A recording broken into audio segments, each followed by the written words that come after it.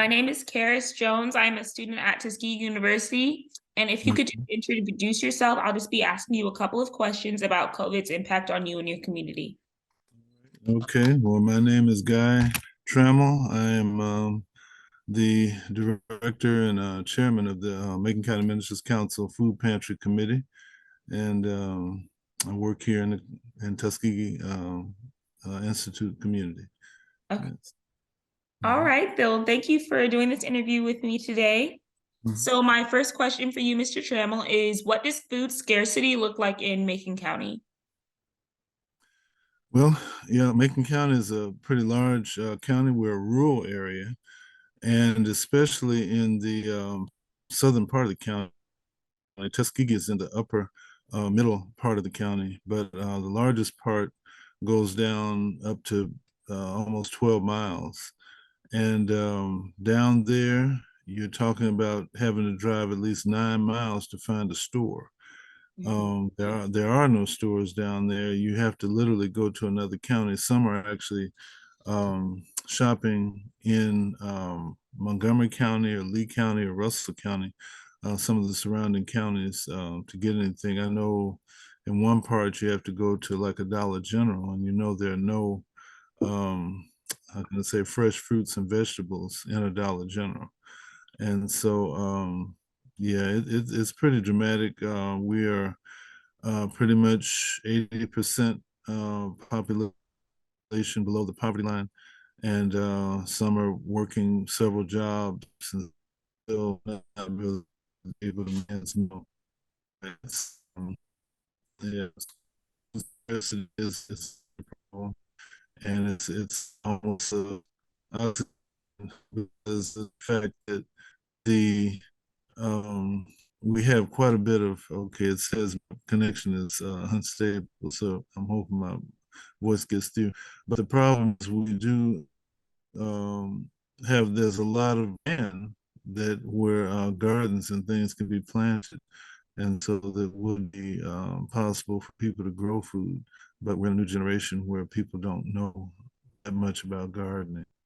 Mhm. Okay. And how would you say that affects the school program and in terms of nutrition or student challenges? Well, yeah, the time it takes for a lot of the children to get to school, they have to get up pretty early to get to a lot of consolidated schools. So they're traveling a lot of times without breakfast. They do get breakfast at school. That's a good thing, and lunch. The problem is then after school, to have after school snacks, to also have food on the weekend. The fact that the schools are providing 2 meals a day is a major, I'm going to say, lifting a burden for families in Macon County so that they can at least have those 2 meals a day. But then when you get into weekends, you get into holidays, and then when you had things like the pandemic to interrupt the schools, they were at home for 5 days a week. The budget for the family didn't cover that. And so, therefore, a lot of children unfortunately went without food. So, a lot of support had to be put together to help address that here in Macon County. Okay. And Mr. Trammell, can you tell me a bit more about the Friday backpack program? Yes, what we've done, especially because of the school situation with the pandemic, the school superintendent came to the Macon County Ministers Council and asked if they could help with the situation of food, being scarce for the children throughout the week. I mean, they were going virtual; they didn't have internet connections really, and Mhm. then they had to be at home. And so what has happened, the Macon County Ministers Council took it on. We already had the food pantry in operation. This is actually our 10th year of being in a location. It's actually gone on longer than that. But what we did was we were able to actually get food and provide it to the school buses that were taking lesson plans out to the children, and also at one point they were actually taking meals out each day. So what we would do is meet them on Fridays and give them food that the children could eat over the weekend. A lot of this was fresh fruits and vegetables, also certain type canned goods that had meals in them, such as chili or beef stew, things like that. And so, we were able to load them on the buses, and Mhm. therefore every place that they would take the lesson plans or the meals each day, each Friday, they would actually be able to take additional foods for them. So yeah, that was able to help. And now what we're doing, we actually have um, volunteers throughout the county to the north, east, west, and two different ones in the south, where we distribute food every month via on Fridays to the school children, those that have children 18 and under. We have a special program operating from the Food Bank of East Alabama to provide TANF food, temporary assistance to needy families, and that's worked out well also. What would you say over time as you've continued this program? What would you say the outcome was, and how did it affect the community? Well, it definitely provided a very needed resource, and by having the buses already taken, we didn't have transportation, so we have to be very, very innovative in how we address the problem. What has happened, we were able to get the food directly to the neighborhoods and pretty much to the homes with the school buses. At this point, we're actually getting it right to the different communities, to Notasulga, to Shorter, Notasulga to our north, Shorter to our west, and Brownville to our east, and then Cotton Valley and Warrior Stand to our south. We have the parent where the parents don't have to go that far to get to it. Because having food, that's one thing. And again, like I said, Tuskegee is not in the center of the county.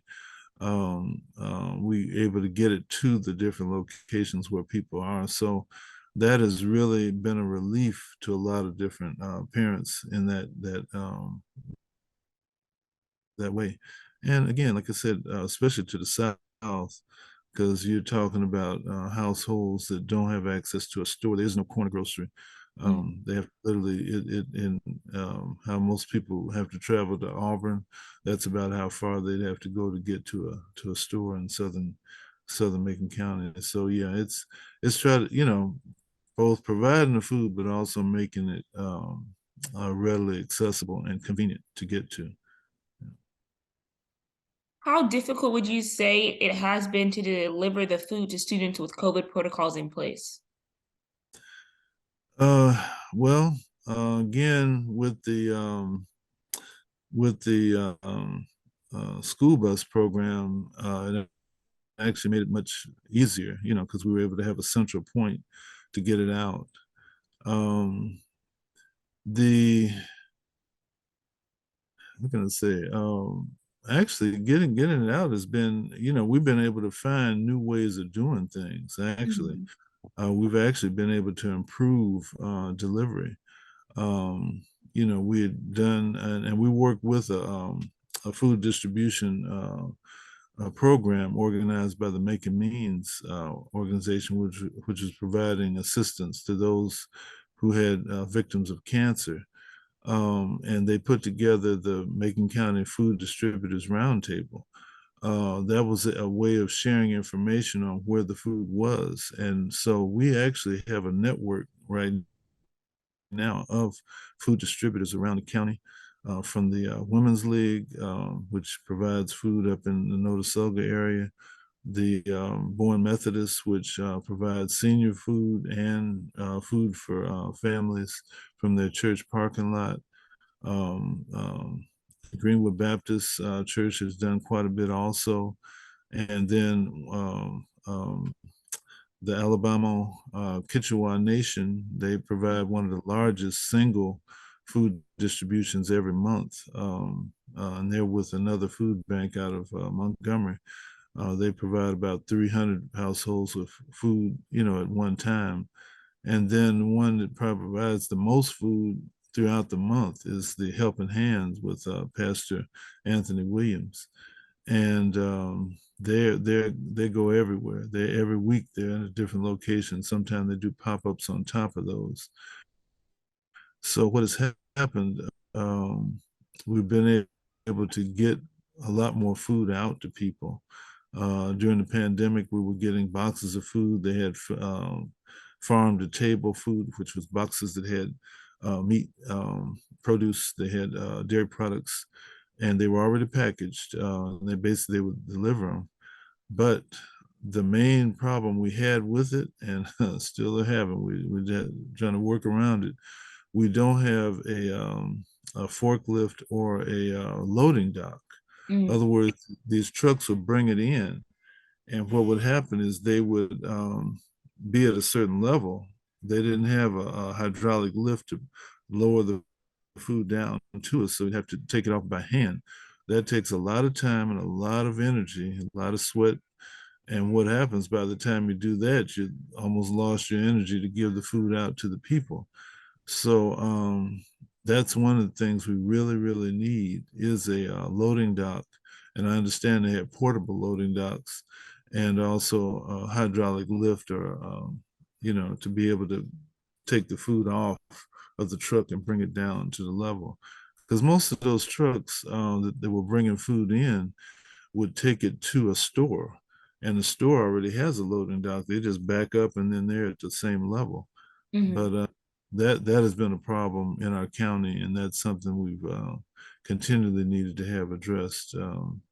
To have a location, or like I said, even a portable loading dock at the different places around the county.